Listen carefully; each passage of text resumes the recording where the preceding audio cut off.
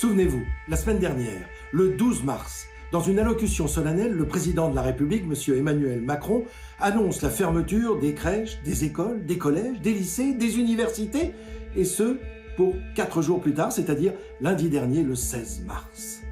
Laisser 12 millions d'élèves sur le carreau, entre guillemets, sans suivi de formation et d'enseignement est impensable. Heureusement, la France possède la structure nécessaire à une telle situation. C'est le CNED, C-N-E-D, Centre National d'Enseignement à Distance. Il faut se souvenir que l'enseignement est obligatoire, gratuit, laïque depuis la seconde moitié du 19e siècle, grâce à cet homme, Jules Ferry, ministre de l'Instruction publique et des Beaux-Arts.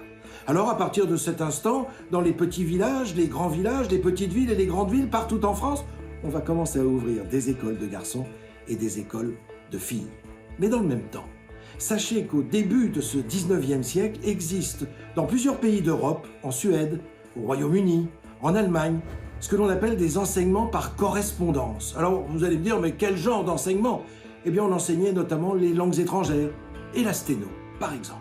Encore une fois, dès le 19e siècle, mais avec des sociétés privées qui utilisent le savoir-faire de la Poste, qui commence à distribuer le courrier non seulement en ville, mais aussi en campagne, avec les nouvelles techniques d'imprimerie qui permettent d'éditer des ouvrages complets, mais aussi le disque qui est pressé, le disque 78 tours, et la radiodiffusion.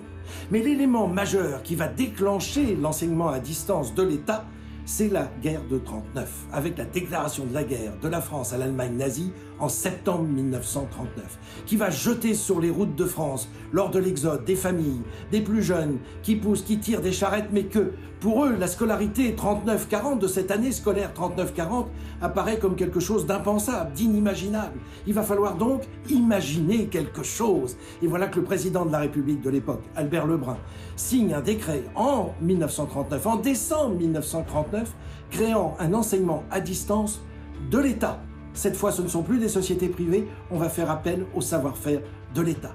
Quelques années plus tard, en 1944, nouvelle création, Centre National d'Enseignement par Correspondance, CNEPC. Voilà, ce sont les 2 premiers éléments de cette structure qui va nous donner la naissance du CNED en 1986, installé sur le site du Futuroscope à Chasseneuil, près de Poitiers, là où s'est rendu il y a quelques jours encore le ministre de l'Éducation nationale et de la jeunesse, M. Jean-Michel Blanquer, reçu par le directeur général de cet établissement, M. Michel Reverchon-Billet, pour bien montrer à tout le monde que l'État était prêt.